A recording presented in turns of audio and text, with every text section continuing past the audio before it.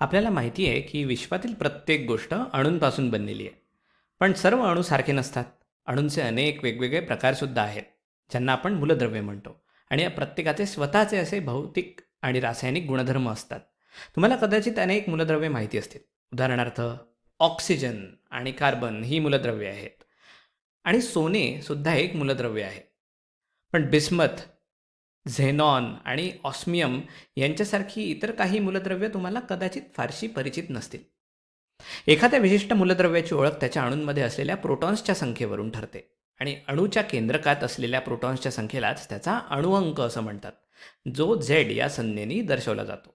उदाहरणार्थ, हिलियमचा अणुअंक 2 आहे. याचा अर्थ हिलियमच्या प्रत्येक अणूमध्ये 2 प्रोटॉन्स असतात. आणि इथे आणखी एक उदाहरण पाहूया. लोह, त्याचा अणुअंक 26 आहे. ठीक आहे. म्हणून लोहाच्या प्रत्येक अणूमध्ये 26 प्रोटॉन्स असतात. एखाद्या मूलद्रव्याचा अणुअंक आपल्याला त्या मूलद्रव्याच्या उदासीन अणूमध्ये किती इलेक्ट्रॉन्स आहेत हे देखील सांगू शकतो.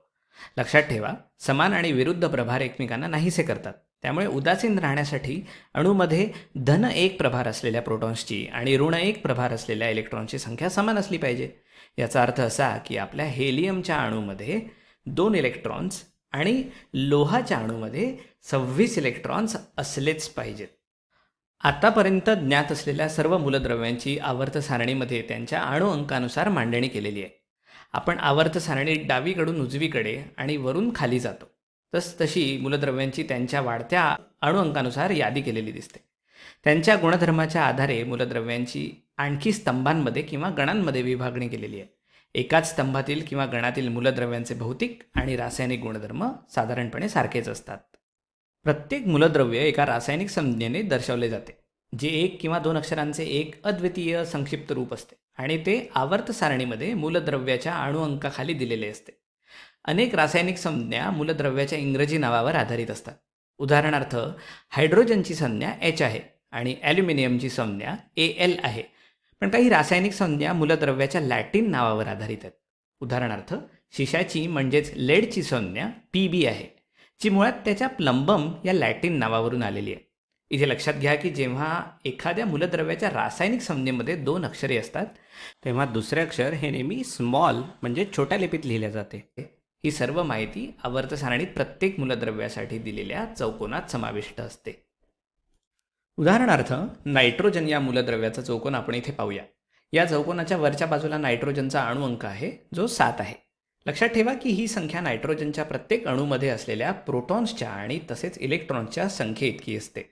त्याच्या खाली नायट्रोजनची रासायनिक संज्ञा N दिलेली आहे आणि त्याखाली त्याचे नाव आहे. अनेकदा तुम्हाला मूलद्रव्याच्या चौकोनात तळाशी आणखी एक संज्ञा दिलेली असेल, जिचा संबंध त्याच्या अणुवस्तुमानाशी असतो. आपण याबद्दल आणि इतर काही गोष्टींबद्दल दुसऱ्या व्हिडिओमध्ये सविस्तर चर्चा करू.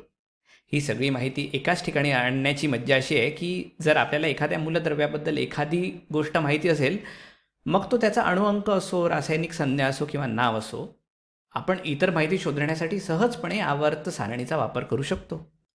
चला, आपण याची काही उदाहरणं पाहूया. समजा आपल्याकडे फॉस्फरस हे मूलद्रव्य आहे, तर त्याचा अणुअंक आणि रासायनिक संज्ञा काय आहे? आवर्त सारणी पाहिल्यास आपण फॉस्फरस शोधू शकतो आणि पाहू शकतो की त्याचा अणुअंक 15 आहे आणि त्याची रासायनिक संज्ञा P आहे. चला, आता आपण आणखी एक उदाहरण पाहूया. समजा आपल्याला Hg ही रासायनिक संज्ञा माहिती आहे, तर मूलद्रव्याचे नाव काय आहे आणि त्यात किती प्रोटॉन्स आहेत?